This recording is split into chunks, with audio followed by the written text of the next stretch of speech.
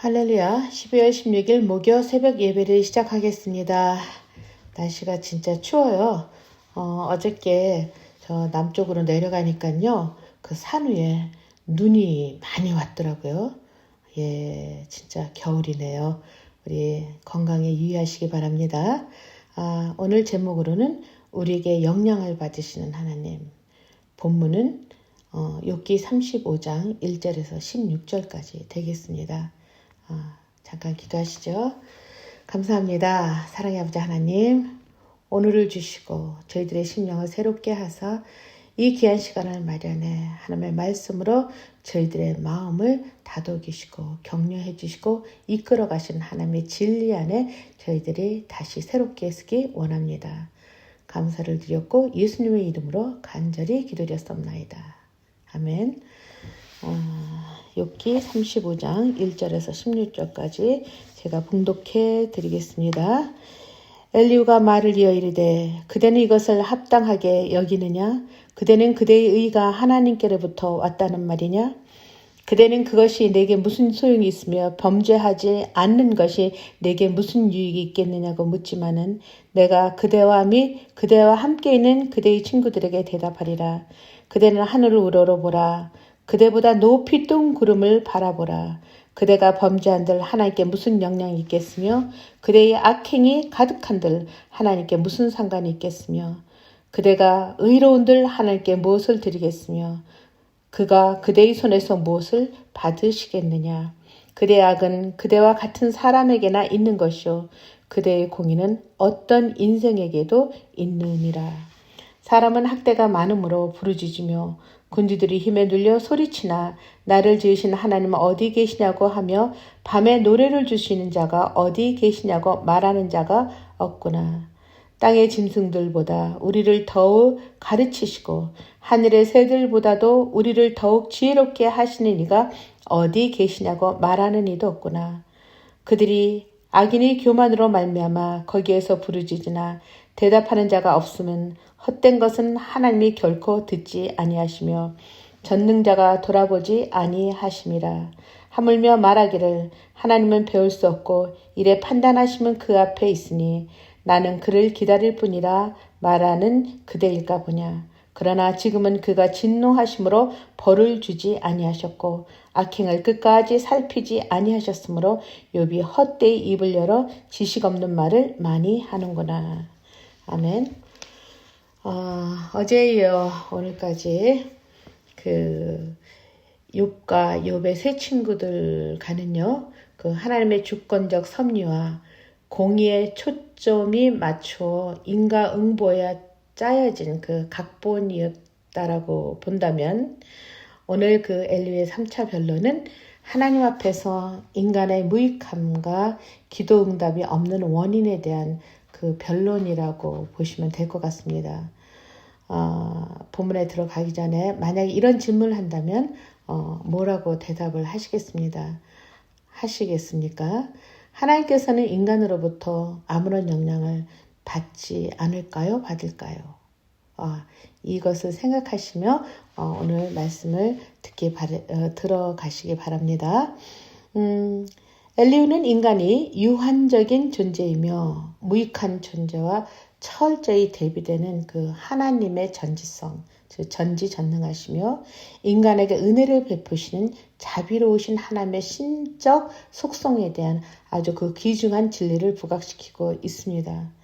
이 점에서 볼 때 욥의 다른 친구들에 비해 아주 그 영적 통찰력이 뛰어나다고 볼 수 있겠습니다.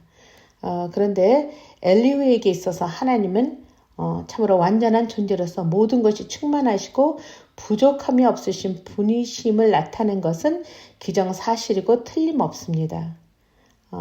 그러나 인간의 선행이나 순종을 기뻐하시며 불순종에 대해 근심하신다는 그 사실을 무시하고 있죠. 하나님의 가장 소중한 창조물인 인간에 대한 하나님의 관심과 인격적인 교통하심을 부각시키지는 못하고 있어요. 엘리후의 변론조차도 차츰 욥의 고난에 대해 그 객관적인 입장이라기보다는 아주 영적 통찰력이 이제 조금 흐려지고 또 자기 자신이 욥을 바라보는 그 욥에 대한 인신공격적인 경향으로 뒤에는 나가고 있죠. 사실 그 엘리의 말이 다 틀렸다고 할 수는 없습니다. 그런데 분명한 것은 그가 알고 있는 그 지식으로 세상을 구원할 수 있겠습니까? 예, 어떻게 보면요, 엘리후라고 하는 사람은 머리도 차고 가슴도 찬 사람이 아닌가. 사실 우리 신앙인은 머리는 차고 그리고 가슴은 따뜻한 그런 사람들이 되기를 원하잖아요. 그런데 엘리후는 아닌 것 같은 생각이 지금 들어요. 물론 이 엘리후는 본질에 굉장히 충실하기는 해요. 그런데 우리가 그 하나님의 속성을 우리가 잠깐 생각을 해보시면 그 인류의 멸망 직전에서 그 죄로 멸망을 받을 수밖에 없는 상황에서도 우리가 그 소돔과 고모라 성에서 보면 결국은 10명의 의인을 찾으시며 그 안타까워하시며 그러한 것으로 인해 유황불의 그 징벌이 내려오지 않습니까? 또한 노아의 홍수 사건에도 보면은 엄청난 하나님의 사랑이 진짜 100년이 넘어가는 그런 시간 속에서도 하나님을 기다려 주시고 또 그것을 통해서 마지막에는 또 무지개를 놓고서는 사랑과 언약까지 맺으시잖아요. 그렇죠? 또 더 나아가 보면 인간이 죄 가운데 멸망받을 수밖에 없지만 그것을 참아 보실 수 없었기 때문에 결국은 독생자 예수 그리스도를 이 땅에 보내시고 전 인류를 구원하시며 그 영원한 그러한 생명의 선물을 주시려고 그 애태우시고 계신 그 크신 하나님의 사랑을 우리가 생각해 본다고 한다면 엘리의 말에 반박이 되지 않을까 그런 생각이 들어요. 하나님께서는 그 한 사람의 기도 소리조차도 들으시고 그 억울함과 고통의 소리까지도 들으세요. 하갈을 생각해 보세요. 그쵸? 자기가 쫓겨나서 그 아들과 사막에 있으면서 목말라 하는 그 아들을 바라보고 있을 때 주님께서 가만히 계셨었습니까? 아니잖아요. 그렇죠? 어떻게 보면 하나님께서는 분명히 공의로 판단하시고 징벌하시고 심판하실 수도 있으십니다. 그럼에도 불구하고 하나님께서는 그 자신이 할 수 있는 자기 자신의 그 독특한 자유에 대한 권리조차도 하나님께서는 엄청 제한하고 계신다라고 하는 그것을 보면은 참 저희들이 위로를 받지 않을까라는 생각이 듭니다. 그리고 여기에서 엘리후가 언급한 그 응답받지 못하는 기도의 원인 3가지로 여기서 얘기하고 있는데요. 구원과 지혜를 베푸신 하나님에 대한 확신을 못하고 첫째가요. 또 둘째로는 겸손한 자세로 도움을 구하지 않고 셋째로는 자신의 죄를 회개치 않고 교만과 불신을 갖고 기도하기 때문이라고 말하고 있습니다. 굉장히 타당성이 있는 엘리후 다운 말입니다. 하지만 엘리후가 주장하듯 욥이 결코 하나님에 대한 신앙을 저버리고 교만하게 하나님께 대적하는 것으로만 볼 수는 없다고 생각해요. 물론 욥이 암담한 그 현재 자신이 처한 그 현재의 상황 속에서 그 불평과 낙심의 모습을 보인 것은 사실이에요. 그것으로 인해서 그의 신앙적 한계를 드러냈던 것 또한 사실이기도 합니다.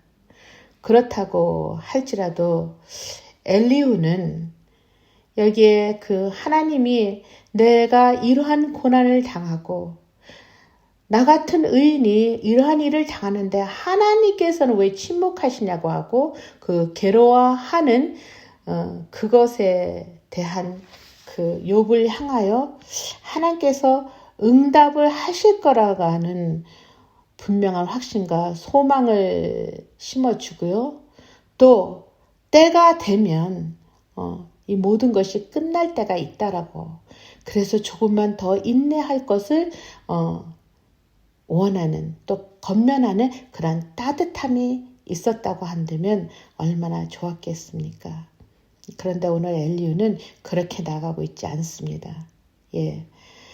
오늘 우리가 이 본문을 대하면서 사실 고난을 통과하려면 여기 엘리후가 얘기했던 것처럼 겸손한 자세로 자신을 돌아보고 무시로 성령 안에서 기도하며 하나님께로부터 응답이 올 것이라는 믿음과 소망을 가진 그 기쁨의 인내로, 즉 문제보다 크신 하나님을 끝까지 바라야 한다고 그렇게 나와 있지 않습니까?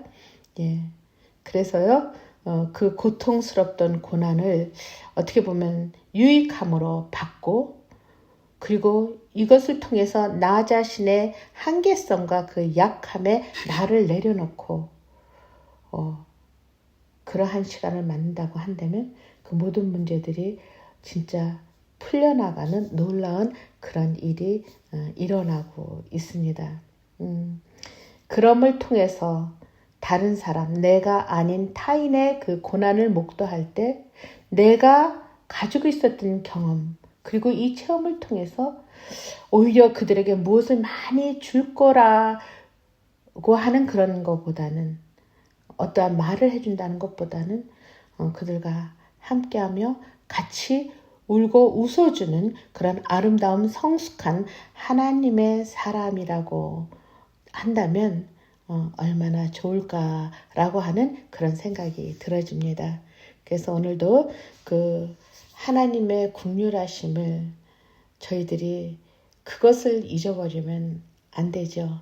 그 하나님의 자비와 그 긍휼하심 때문에 저희들이 오늘까지 살아가고 있는 그것의 원동력이 되고 있습니다. 그렇죠? 예, 기도하겠습니다. 귀하신 아버지 하나님 감사합니다. 오늘도 하나님의 놀라우신 그 사랑의 영역 안에 엘리후라고 하는 이 친구를 저희가 바라보면서 참 저희들이 갖고 있는 하나님 아는 지식, 그 지식만으로만은 우리가 인생을 경영함에 있어서 무엇인가 빠져있다라는 그런 생각이 들기도 하는 시간입니다. 주님께서 저희들을 사랑하고 저희들을 긍휼하게 바라보는 것처럼 저희들의 마음속에서 타인을 바라보는 마음, 또 지금처럼 고통을 당하는 많은 사람들, 이번에 토네이도를 통해서 8개의 그 시가 물에 잠기고 고난을 통한 많은 그 자연의 피해를 입은 것에 대해서 저희들이 그저 뉴스에서 바라보는 한낱 어떤 것이 아니라 그들을 위한 기도와 그들을 위한 무엇인가 저희들의 손을 들어 그들을 위해 기도해주며 같이 동참하고자 하는 그런 마음으로 저희들이 함께 한다면 더 좋을 것 같다라는 생각이 들어 이 시간 기도드립니다.